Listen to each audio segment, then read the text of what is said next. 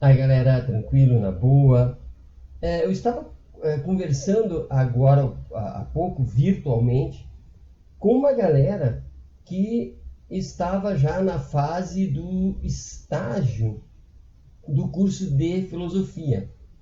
E eles me perguntaram, extremamente curiosos, como é que eu faço na prática para trabalhar a filosofia, notadamente ensino fundamental, séries sinais, né? Sétimo, oitavo, nono ano, e ensino médio.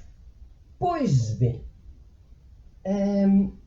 eu comecei argumentando com eles que eu creio ser importante, porque para mim funciona, é estabelecer primeiro algumas regras, algumas normas que devem ser acordadas primeiro, né? Então, quais são essas regras? São pouquíssimas. A principal né, aquilo que tu falas, aluno, e aquilo que eu falo, professor, deve ser justificado de alguma forma. Não é importante exatamente o que o aluno diz, né? Mas é importante que ele que ele valorize o que ele vai dizer, ou seja, a justificativa. Não é, em um primeiro momento, importante, certo, errado. Até nem sei se em algum momento é importante certo e errado. Até porque quando nós pensamos na área da filosofia em certo e errado em sala de aula, de certa forma, nós estamos pensando no Enem, né? Porque é o Enem que nos cobra o certo e o errado. Talvez seja por isso que eu tenho uma especial predileção, né, pelos anos finais do fundamental, porque não tem essa coisa do certo e do errado lá do Enem. Portanto, importante é a justificativa, né? Que o aluno se sinta responsável por aquilo que ele vai dizer. Segunda regra, tão importante quanto, né? É permitido rir com, mas não rir de, né? Então, alguma coisa engraçada que um aluno diga, rir com ele é possível, rir dele nunca. Ou seja, respeito. Então, justificar e respeitar no mesmo patamar. Fora disso, não há o que fazer.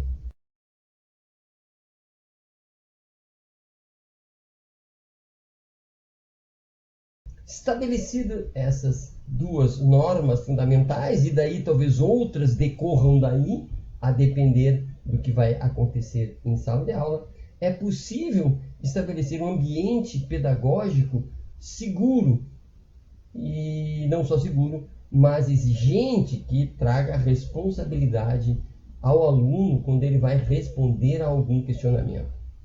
Bem, qual é a perspectiva que eu vejo a sala de aula? Primeiro, o professor não é um sinal de exclamação. O que eu quero dizer com isso? O professor não é a resposta, no sentido de que o tempo todo ele fala com aquela exclamação, mas é assim, não é assim.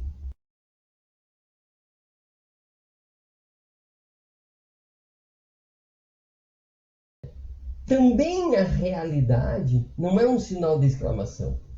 Por mais que eu saiba que a pedra caia, eu não vou imediatamente dizer a pedra cai. É preciso algum tipo de questionamento que leve até a resposta, pois a pedra cai. Não sei se estou sendo claro, aqui eu estou sendo bastante abstrato, porque é preciso um mínimo de entendimento pedagógico, né? Eu percebo como importante isso, né? Um mínimo de entendimento pedagógico, que é uma sala de aula, o que nós vamos fazer lá? É evidente que essa proposta que eu vou trazer aqui, a proposta que eu faço, né, exige de mim, exige do professor, um extremado conhecimento da filosofia. Mas extremado mesmo. E vocês verão por quê. Pois bem, eu gosto, prefiro e faço começar com um problema.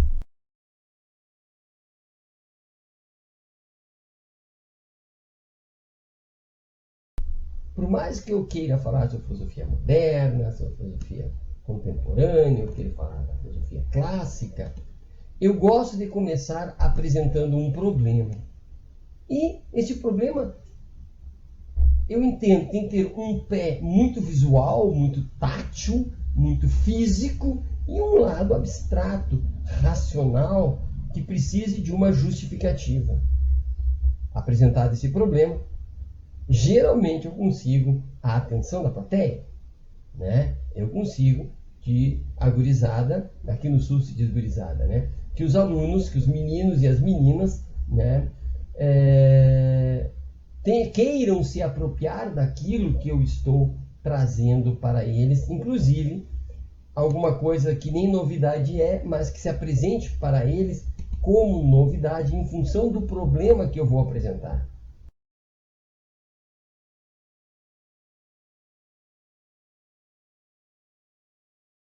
Eu preciso apresentar filósofos de referência.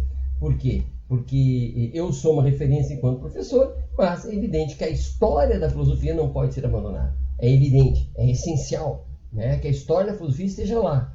Mesmo que eu saiba que dar aulas de filosofia, lecionar filosofia, trocar informações filosóficas não é apenas apresentar a história da filosofia, senão o professor de história apresentaria a história da filosofia de uma maneira extremamente competente, né? Talvez até melhor do que o próprio filósofo do ponto de vista da história. Nós precisamos fazer muito mais do que a história da filosofia, mas ela deve estar lá. Pois bem, vamos lá para o problema. Vamos imaginar que nós queiramos falar sobre a moralidade ou queiramos falar sobre a ética, né? Nós vamos falar sobre a diferença entre moral e ética, nós vamos falar sobre a possibilidade de entender as coisas como certas ou erradas, ou aproximadamente certas e aproximadamente erradas, né? Nós vamos aproveitar para trabalhar, né, essa questão dialética que existe entre o certo e o errado. Muitas vezes a mesma atitude é certa e a mesma atitude é errada, né? A depender das pessoas envolvidas, das consequências imediatas ou futuras. Pois bem, na prática, o que eu faria? Né? Ou melhor, o que eu já fiz. Um instrumento que eu acho muito interessante é este aqui. Olha que bacana. Por exemplo, né, vou trazer um problema. Eu coloco uma pessoa imaginária aqui, né? E eu vou perguntar para os meus alunos: o que eu ponho aqui que mantenha a balança equilibrada? Percebamos. Se eu botar um ser humano aqui, o que eu ponho aqui para manter a balança equilibrada? Visualmente. O que se percebe visualmente? Quanto pesa uma pessoa? Quanto vale uma pessoa? O que será que eu poria lá? Dinheiro? Né? O quê? Não sei. Patrimônio, um lugar no espaço público, importância. O que eu poria do lado de lá? Percebe que eu tenho um problema prático. Eu tenho um pé no físico porque eu estou enxergando uma balança. A gurizada, os alunos, vão enxergar uma balança e vão quase que fisicamente imaginar o que colocar do outro lado para que ela continue assim retinha. E aqui é muito interessante, porque nós teremos as mais diversas respostas. Segundo o entendimento anterior feito, as normas são justificáveis, né? É preciso que o que se diga seja algo justificável, né? Então o que acontece? Colocaríamos ali dinheiro, né? É evidente que daqui a pouco, ou muito rapidamente, algum aluno há de dizer, né? Veja, eu estou quieto, propondo o problema. Algum aluno há de dizer, mas dinheiro não vale uma pessoa. Já aconteceu comigo, de colocar outra pessoa ali. Então a balança ficaria equilibrada, e é muito bacana se acontecer numa aula né? Alguém propor colocar outra pessoa. Achei fantástico quando, numa aula, no primeiro ano do ensino médio, uma aluna, geralmente as meninas, né, tem uma sensibilidade aguçada, rápida, colocou, não, nós temos que colocar outra pessoa. Né? E aí é muito bacana, porque nós questionaremos se as pessoas pesam, valem alguma coisa.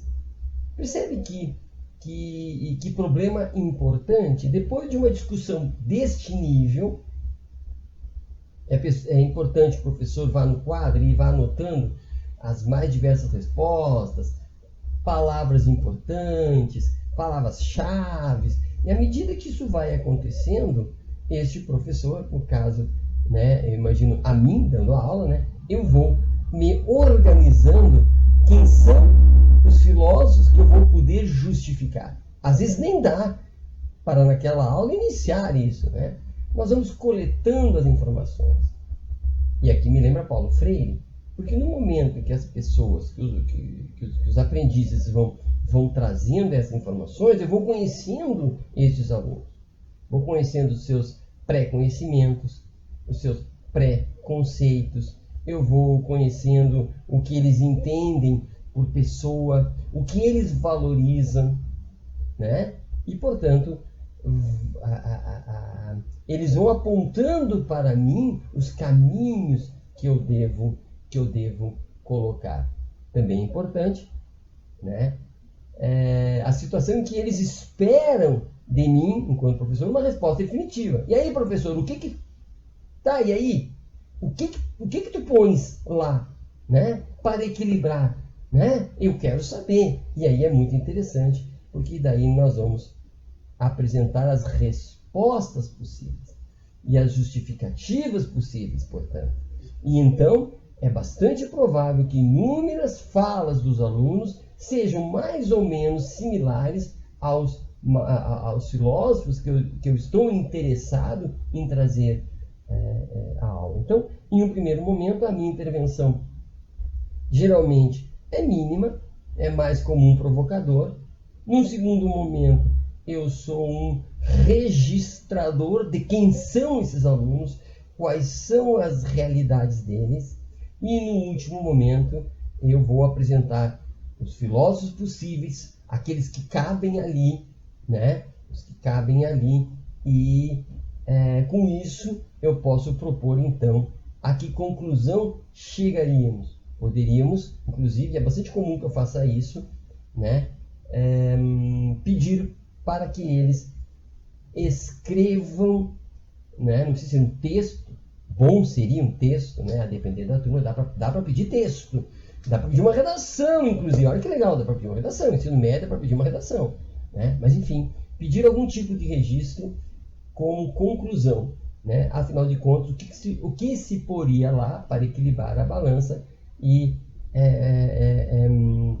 o que seria o que os filósofos em estudo concordariam e, portanto, haveria uma espécie de fechamento daquilo ali.